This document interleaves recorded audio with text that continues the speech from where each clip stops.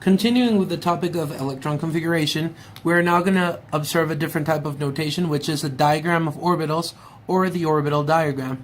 If we recap from the last video, electron configuration is the way in which electrons are arranged in a certain atom in its orbitals. And if we use the useful tool of the Aufbau diagram, we know that the order of orbitals is as follows: 1s, 2s, 2p, 3s, etc. Let's remember this. The different subshells, S, P, D, and F, each hold a different amount of electrons.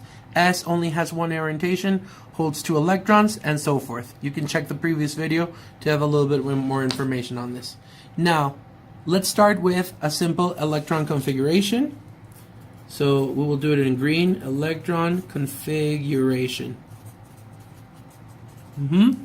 So in an electron configuration, let's take an example element, which would be sodium. Sodium has atomic number 11. Therefore, if we follow Aufbau's diagram, we're going to see 1s, 2, 2s, 2, 2p, 6, and if I complete this, this means 2, 4, and then I add 6, 10 electrons, because sodium has 11 protons and it's going to have 11 electrons. So we're only missing 1, and after p we have 3s. So 3s1. So what is a diagram of orbitals? A diagram of orbitals is going to tell us specifically where these electrons are located, but there are certain rules that we need to follow. First of all, we're going to draw 1s, and S only has one orientation. So the way we represent this is we're going to draw a line right here, meaning that this is like a little box where we can fit only how many? 2 electrons. So each orientation holds 2 electrons. That means that this box is going to hold 2 electrons. How do we represent those? First, we draw an upwards pointing arrow, and then we draw a downwards pointing arrow. So here, this corresponds to this one, 1s2, 1s with 2 electrons. Next level is 2s. S has one orientation, so I draw another little line right here, and we draw one arrow pointing up and the next arrow pointing down, right? So here you have 1s2, 2s2. Next level is P, and this is where it starts to get tricky and we really need to pay attention. P has 3 orientations. If you remember, each orientation is represented by one little line. Therefore, we're going to do the same thing. P can have 3 orientations, and these 3 orientations belong to 2p. Now, how many electrons in total can P hold? It can hold 6 electrons, but there's another special rule. The first rule we have to follow is electrons must be arranged in single spaces first before starting occupying the double spaces of each orientation. So in this case, we already have 4 electrons here. We need 11, which is our target. So 4, 5 pointing up, 6 pointing up, 7 pointing up, and then we come back to the first orientation, to the first box, and we continue downwards. 7, 8, 9, and 10. So 2p6. So this is complete.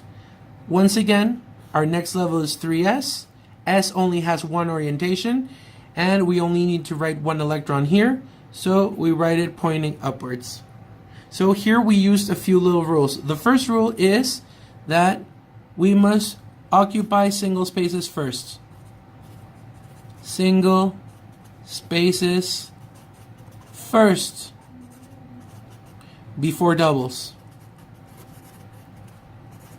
And this applies to orientations such as P, because P can hold 6 electrons because it has 3 orientations according to our diagram up here. P has 3 orientations. These are these little lines. D has 5. So D would be 1, 2, 3, 4, 5. And last but not least, F has 7 orientations and it can hold 14 electrons. So we will write it 1, 2, 3, 4, 5, 6, 7 boxes. And this is F, right? With its corresponding number according to its main shell, right? But in this case, this can hold, each little line can hold a pair of electrons spinning up and then spinning downwards. So our first rule, single spaces first before doubles. So I would fill out the singles first. I would go 1, 2, 3, and then on my way back, starting at the first block, 4, 5, 6. Same thing with the orbitals. 1, 2, 3, 4, 5, and then 1, 2, 3, 4, 5 for a total of 10. Here we have a total of 6. And last but not least, 1, 2, 3, 4, 5, 6, and 7. And then we continue 1, 2, 3, 4, 5, 6, and 7 for a total of 14 electrons. So a diagram of orbitals tells us exactly where which electron is on which orbital, and always trying to tell us the correct spin. So there are a few rules again that apply to this. Single spaces before doubles when we have multiple orientations. Let's try another concrete example. For example, let's try chlorine. Chlorine has a atomic number of 17, meaning that it has 17 protons and it has 17 electrons in its neutral form, right? So in this case, if we follow Aufbau's diagram and we follow this order, our first orbital to fill, again we're using this cheat sheet you can have on the side, is 1s, 2, 2s, 2, 2p, 6. Next is 3s2, and let's see how many electrons we've written. 2, 4, 6 is 10, 12. We're still missing 5. My next orbital is p, 3p, which can hold 6, but we only need 5, so I write 5.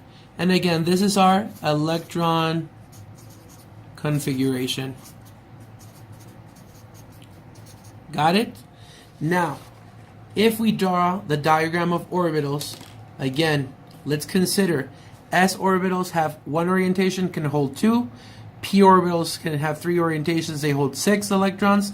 D orbitals 5 can hold 10 electrons. F has 7 orientations, it can hold 14. And that's going to translate into these little boxes that we're going to draw. So 1s can hold 1 box, 2s can hold 1 box, 2p is made out of these 3 little boxes or 3 little spaces, orbital orientations actually. Then 3s can have 1, and when we get to p, again it has 3, and this belongs to 3p. Now remember the rules we spoke about. The first rule that we had already seen is that you must occupy single spaces before occupying double spaces. But the other rule that we have to take into consideration again is electrons must occupy the lowest energy level first. The lowest energy level is the one that's most to the right, or that is filled up first. 1s is filled up first, then 2s is filled up first, then 2p. So lowest energy level. So first we're going to fill out 2 electrons in 1s, spinning up, spinning down. Then we can continue to this next one. Spinning up, spinning down, we have 4. 2p. Remember the other rule that I told you about. We have to occupy single spaces using the same spin first. So 4, 5, 6, 7, because we're filling the p orbital. 8, 9, 10, and then I continue. 11, 12, because this is 3s. And now, since we have 12, we're missing 5. 13, 14, 15, and then 16 and 17 for a total of 17 electrons, which is our atomic number. So let me give you an example of how this would not work. If you do it like this, 3p, and you can't mix the spins here. What did I violate? I did not fill out the single spaces first, so I should correct that. But could I get the same result? Yes, I could, but when you have other examples, it's not going to be as friendly, so you have to make sure to follow the rules. Another example would be, we're not supposed to mix the spins, okay? then this is a bit of order.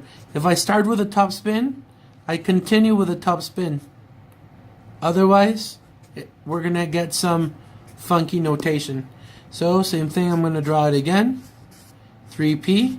And look, right off the bat, it's going to be looking weird. And then, for example, here, a repeated spin to the same side. Then we have the regular spin, but then a repeated spin. So on one box, one spin up, one spin down. One spin up, one spin up. Two spins down is absolutely not good. So this is correct. These two are not correct. Let's give you an example of another p orbital. P orbital with four electrons to fill. 1, 2, 3, 4, and this is right.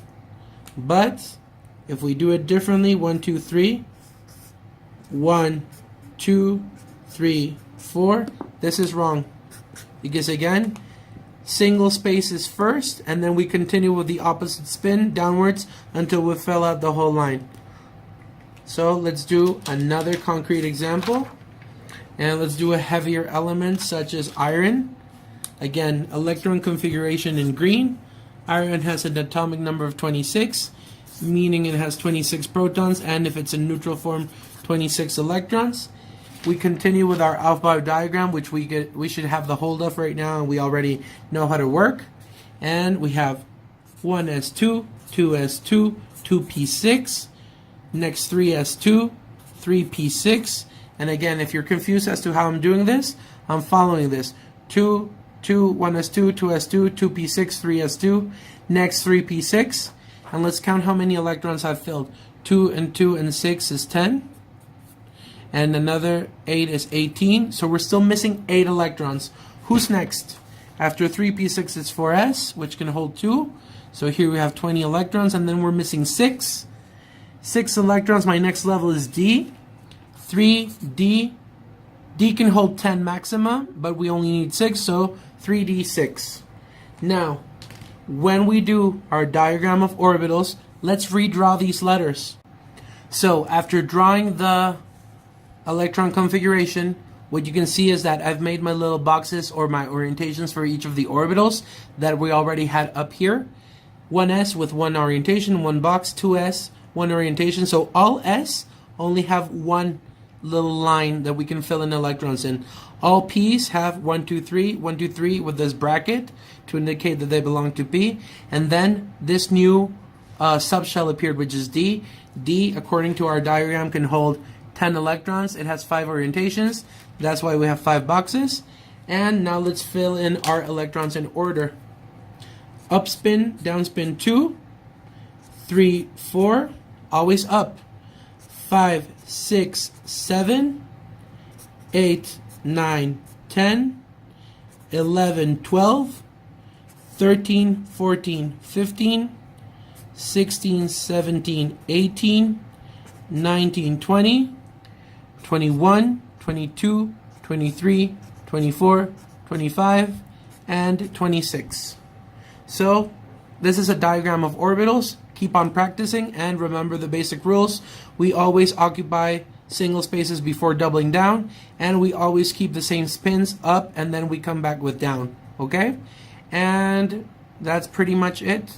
Keep on practicing.